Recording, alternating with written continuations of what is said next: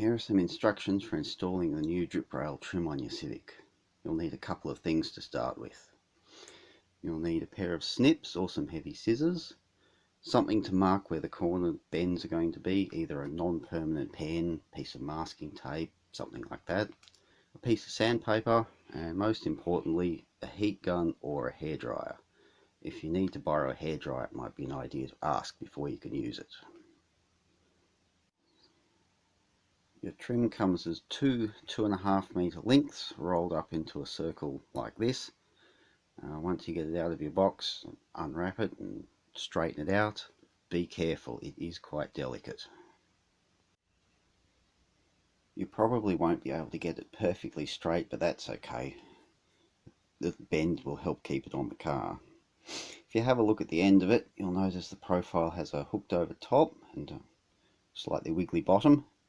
The curled over bit that hooks over the top of the gutter obviously, and the slightly wiggly bit at the bottom hooks on the underside of the gutter.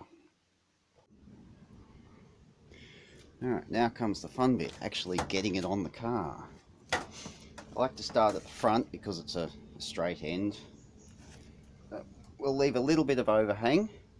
If you have a hatch or a sedan model, you have about an extra 1/2 meter to play with. If you have a wagon, you don't have very much, so don't waste too much or destroy too much. We'll leave a little bit of overhang at the bottom, and we will then mark the beginning, roughly, of the first bend and about how much we need to bend, something like that.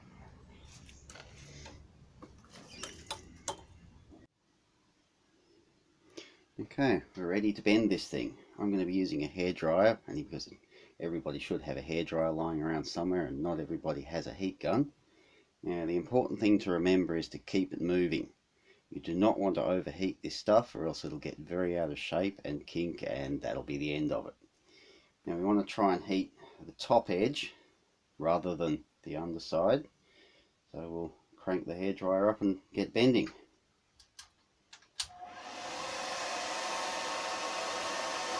Keep it moving and just keep putting gentle pressure on it and it'll start bending.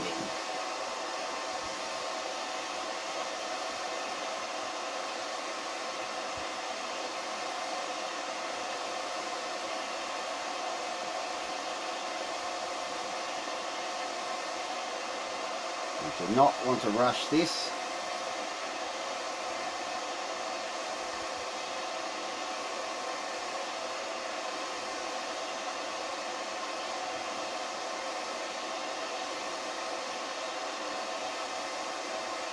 As you can see, it's starting to bend now.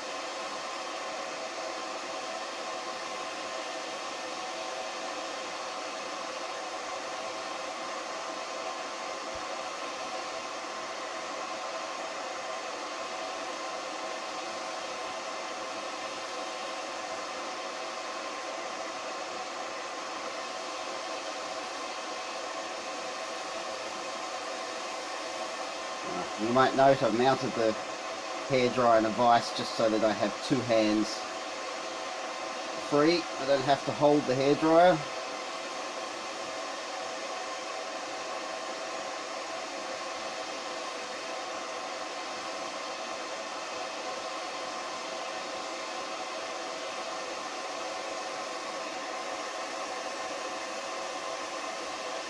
And that's probably pretty close to the angle that we want.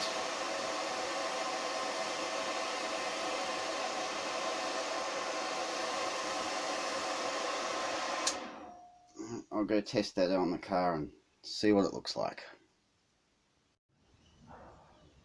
Had to make a couple of small adjustments, but as you can see, fits on quite well. Now I've clipped it onto the gutter, marked up the next bend, basically just do the same thing for the next one and the bend down the end. Once you've got it onto the gutter properly, we then need to deal with the ends. What we're going to do here, because we've left a little bit of overhang, we're going to mark off roughly where we want it, probably around about there, maybe a little bit shorter than that. It's actually about there. We need to snip that off and do something with it. Alright, we've got it shaped to the gutter, and now we need to deal with the little bit of overhang we left at the end. So we'll just get our snips and trim it off.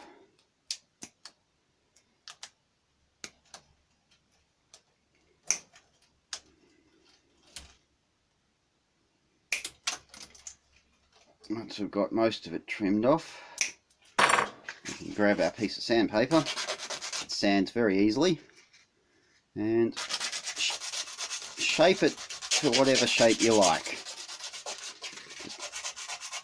It's pretty much up to you just how round you make it, or square. You can just have a good go at it with the sandpaper.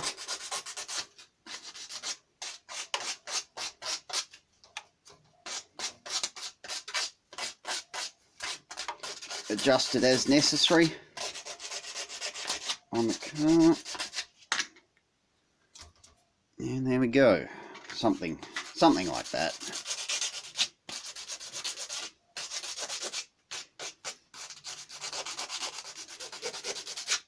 Just to make it look a little bit neater. Yeah, roundish end. As I said, it sands very easily. Do the same on the other end. It probably wouldn't be a bad idea to get some nail polish or some clear varnish. Just seal up the end once you've got it to exactly the right shape. Once we've got all the bends done, the ends trimmed and shaped, we can clip it onto the car. There's the final result. So the easiest way to clip it on is to, or the only way to clip it on is to hook it over the top edge of the gutter and then kind of roll it underneath. The original factory trim came as two pieces with a little stainless steel joiner in the middle to cover up the gap between them. If you want to retain this to keep it looking a little bit more original, also it'll help to keep the trim on the car properly. If you open it up slightly, it clips on without any great trouble.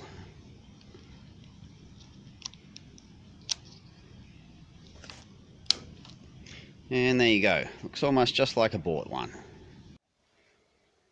I'm just going to show you a couple of things that can go wrong now. As I said before, it is a little bit delicate.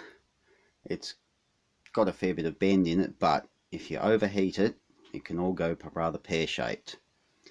The main thing that can go wrong is this bottom wiggly edge can kink. If that kinks, you might as well throw it out. I'm going to crank up the heat gun for this just because it gets a bit hotter than the hairdryer, and I'll show you what can happen if you overheat it.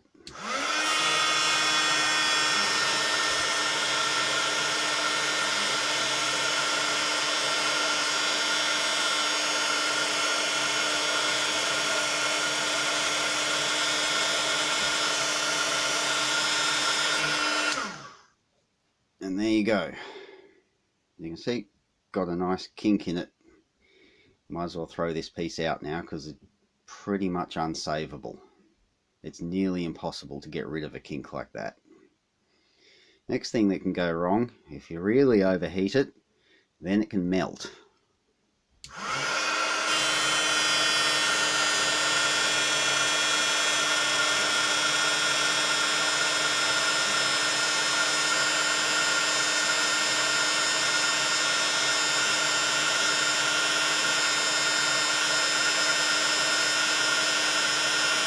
Actually takes quite a bit of work to get it hot enough to melt. And there we go.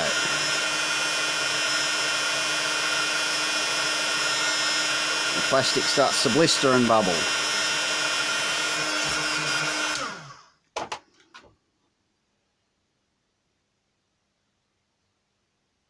Turn the light off this.